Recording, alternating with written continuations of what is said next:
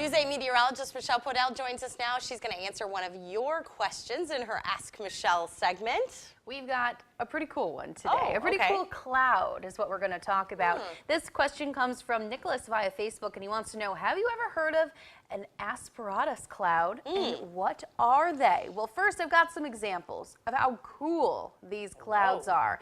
It kind of looks like a little wave there. Very cool. This picture looks very dark and eerie. This next one, you've got the sun reflecting off those clouds, giving it the really cool colors. And then we've got this other one, they're just beautiful clouds. You don't see them too often, but I'm going to let you know what they are. So technically, their name at the moment is, let's see if I can pronounce this, Undulatus asperatus. It's Latin for rough or agitated. If you speak Latin out there, I'm sorry if I totally butchered that. It sounds like something Harry Potter would say.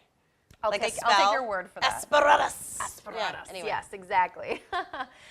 So that's their technical name for the moment. And, you know, as you saw those pictures, it looks like the surface of a sea on a choppy day.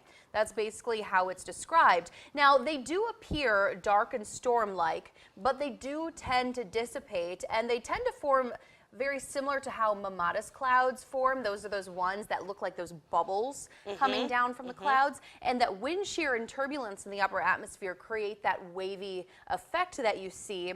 And we mainly see them in the plains of the U.S., oftentimes during the morning or the midday hours, usually following thunderstorm activity. So if you see them, that's usually the time of day and where you'll see them.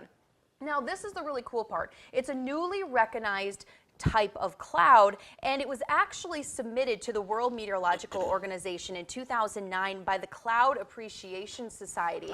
And it has yet to be accepted into the World Meteorological Organization's cloud database, but the chances are very high. They're still getting a bunch of evidence together to make sure that they've got a really good case for this type of cloud. And the cool thing about it is that if it gets accepted, it'll be the newest cloud type since 1951 to be accepted. Yeah, it's not necessarily a new cloud, but it's a new observed cloud that these meteorologists are doing a lot of research on. So it's kind of cool. We could have a new cloud type one of these days. I didn't know that we were still adding things to the weather spectrum. Oh yeah, as technology gets better and, you know, cameras and all of that get better to capture things like this, you get these cool new cloud types. Well, very cool question. If you have a question that you would like to ask Michelle, well, you can find me on Twitter. I'm at News 8 Michelle. Otherwise, you can post a question to our morning show page, News 8 This Morning, our Storm Team 8 weather page, or you can find my page, WKBT Michelle.